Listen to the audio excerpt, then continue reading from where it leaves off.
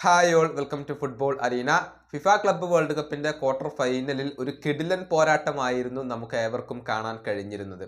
Saudi Arabian കരുത്തരായ അൽ ഹിലാലും Brazilian വമ്പന്മാരായ ഫ്ലുമിനൻസും തമ്മിലായിരുന്നു ഏറ്റുമുട്ടിയിരുന്നത്. ഒന്നിനെതിരെ 2 ഗോളുകൾക്ക് അൽ ഹിലാലിനെ പരാജയപ്പെടുത്തിക്കൊണ്ട് സെമി ഫൈനൽ പ്രവേശനം സാധ്യമാക്കാൻ ഇപ്പോൾ ഫ്ലുമിനൻസിന് കഴിഞ്ഞിട്ടുണ്ട് എന്നുള്ളതാണ്. അതായത് മത്സരത്തിന്റെ 40-ാം മിനിറ്റിൽ മാർട്ടിനെല്ലിയിലൂടെ ഫ്ലുമിനൻസ് ലീഡ് എടുക്കുകയായിരുന്നു.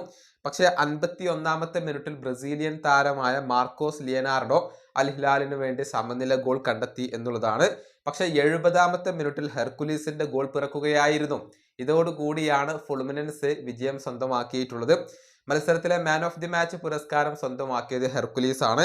ഏതായാലും സെമി ഫൈനൽ വരെ എത്താൻ കഴിഞ്ഞു എന്നുള്ളത് തന്നെ ഈ ബ്രസീലിയൻ ക്ലബിനെ സംബന്ധിച്ചിടത്തോളം വലിയ ഒരു നേട്ടം തന്നെയാണ്. ഇതിന് ഏറ്റവും കൂടുതൽ നന്ദി പറയേണ്ടത് അവരുടെ ക്യാപ്റ്റനായ തിയാഗോ സിൽവയോടാണ്.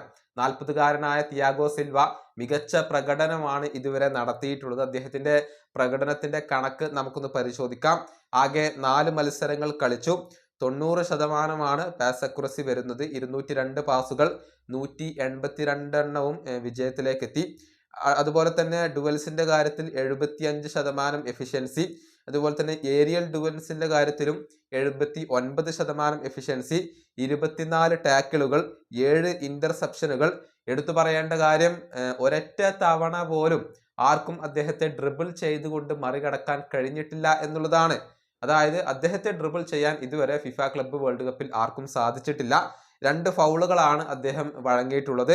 സോഫാ സ്കോറിന്റെ മൊത്തത്തിലുള്ള ഒരു റേറ്റിംഗ് 7.08 ആണ് വരുന്നത്. അതായത് മികച്ച പ്രകടനമാണ് ഈ ക്ലബ്ബ് വേൾഡ് കപ്പിൽ ഉടനീളം തിയാഗോ സിൽവ പുറത്തെടുത്തിട്ടുള്ളത്. അദ്ദേഹത്തിന്റെ മികവിന്റെ ഫലമായി കൊണ്ട് തന്നെയാണ് ഈ സെമി ഫൈനൽ വരെ ഇപ്പോൾ ഈ ബ്രസീലിയൻ ക്ലബ്ബ് എത്തിയിട്ടുള്ളത്.